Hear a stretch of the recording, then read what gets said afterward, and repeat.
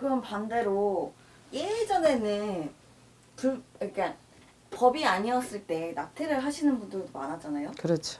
그런 분들은 후환이 안 생길까요? 지금 요즘에도 뭐 암암리에 하겠죠? 그렇죠. 낙태고 본다 그러면 그런 그 태아령을 갖다가 충분히 그 아무리 그 처음에 아기가 그 자궁 안에 들어섰을 때 점으로다가 점지를 하잖아. 아주 미약하게 보이잖아요. 그런 사진을 찍어보면. 근데 그 사람이 그 정자한 남자를 만났을 때의 아이의 그 형태를 갖는 게 이미 혼이 들어있어요. 이미 혼이 그 아무리 점이지만 그게 생명이 있는 거잖아요. 분명히. 근데 그걸로 다 암암리에 뭐 요즘 같은 경우에는 불법이기도 하기 때문에 낙태 수술을 하시고 또 옛날에는 그 낙태 수술이 없다 보니까 무슨 뭐 약을 먹고 높은 데서 떨어지고 막 몸을 굴리고 뭐 하여튼 아이를 안 낳기 위해서 아이가 놀래고 떨어지라는 그런 것을 옛날부터 하셨죠. 근데 그런 거에 후환으로다가 본다 그러면 태아령도 혼이 있기 때문에 그 후환 그 아이가 본다 그러면 엄마 아빠를 괴롭힐 수도 있고요. 또 아니면 이 아이 다음으로다가 형제로다가 그러니까 나는 못 태어났는데 니네들이 태어났어 하고 아이의 그런 걸로다가 형제 동기 일신 태아령이 무슨 힘이 있어 이렇게 하시는 분도 있습니다. 근데 아니에요.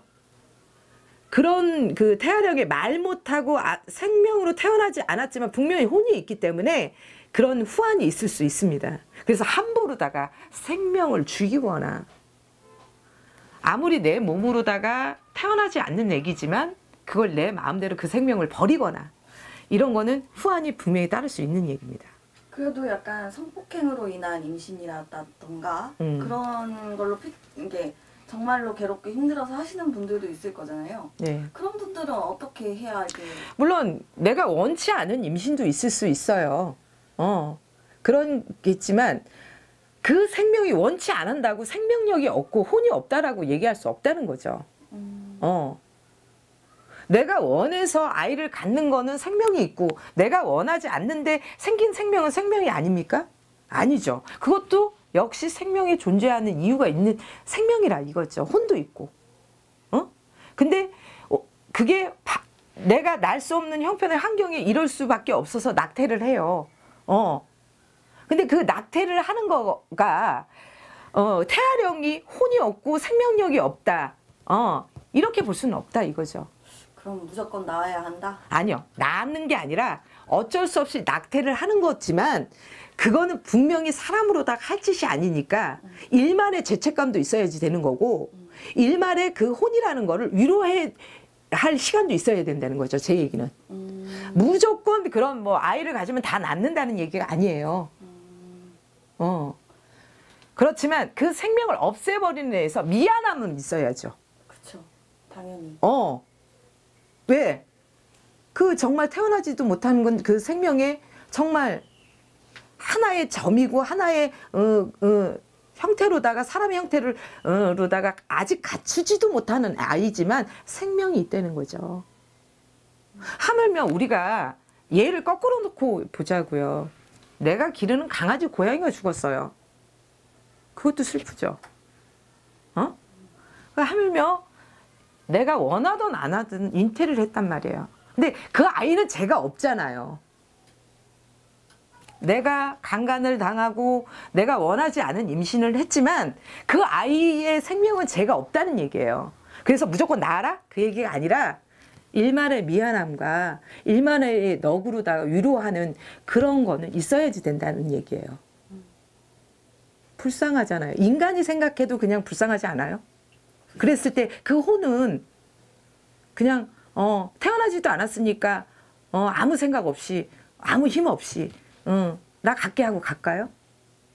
그걸 한 번은 생각을 해봐야지 되는 거 아니냐. 태아령의 생명에 존중을 하는 그런 그 사람이라고 하면 생각해 볼 만한 거 아니냐. 태아령은 힘이 없어. 태아령은 존재하지 않아. 이렇게 하시는 분들이 있는데 그거는 어림 택도 없는 얘기입니다. 그럼 같은 의미에서 자연 유산된 아가들도 해줘야 되는 거예요? 그렇죠. 어떻게 됐든 본다면 자연 유산이 됐다고 하더라도 본다 그러면 그 아이가 죽고 싶어서 죽은 건 아니잖아요. 내 의지로다 걔가 본다면 자살한 거 아니잖아요. 그렇죠. 자, 엄마가 몸을 조심을 안 할 건지 아니면 본다 그러면 어떠한 조건으로다가 인해서 그 애가 유산이 된 거잖아요. 그러면 그 아이가 원해서 죽은 게 아니었을 때는 걔도 혼이고 넋이다 이거예요. 그래서 우리가 점을 봤을 때는 태어난 애기가 매시고 낙태한 애기가 매시고요. 저 같은 경우에는 그렇게 점도 봐요. 그랬을 때 왜 그 점을 보느냐? 그 아이들한테 내가 자식으로 다 태어난 아이가 크는 애기가 있고 죽은 애기가 있단 말이에요. 그러면 죽은 애기 달래서 크는 애기 얘 장애 없이 뭐 저기로다가 만지는 일 없이 왕래하는 일 없이 그래 불쌍해 미안하다 정말 미안하다 용서해줘 하고 보내줘야 된다는 거죠. 저희 얘기는 그 얘기니까 뭐 임신을 해서 원치도 않은 임신을 해가지고 무조건 다 낳아야지 그게 맞다 이런 뜻은 절대 아닙니다. 그래서 그 생명을 가지고 있는 그 아무리 태아령이라고 하더라도 혼도 있습니다. 생명도 있습니다. 그러다 보니 걔들이 무슨 생각이 있겠어? 무슨 넋이 있겠어? 혼이 있겠어? 이렇게 얘기하시는 분이 있는데 아닙니다. 있습니다. 알겠습니다. 네. 어쨌든 미워할 수밖에 없는 존재도 일단 미안해는 하자. 그렇죠. 아무리 뭐 원치 않은 그런 불상사에 불행한 일이 있어서 임신을 원치 않는 하지만 그 아이의 생명은 죄가 없잖아요. 그 죄 없는 거를 미워하고 네가 왜 태어났고 왜 생겨났어? 그 애를 갖다가 마치 죄가 있는 애기처럼 그렇게 하면 안 되죠. 죄는 어른들이 졌지 애기가 진 게 아니지 않습니까? 그럼 그 애기가 무슨 죄가 있어서 원치 않았으니까 넌 있지도 않는 존재로다가 낙태를 하고 찢어대고 가든지 오든지 상관없어. 나하고 상관없어.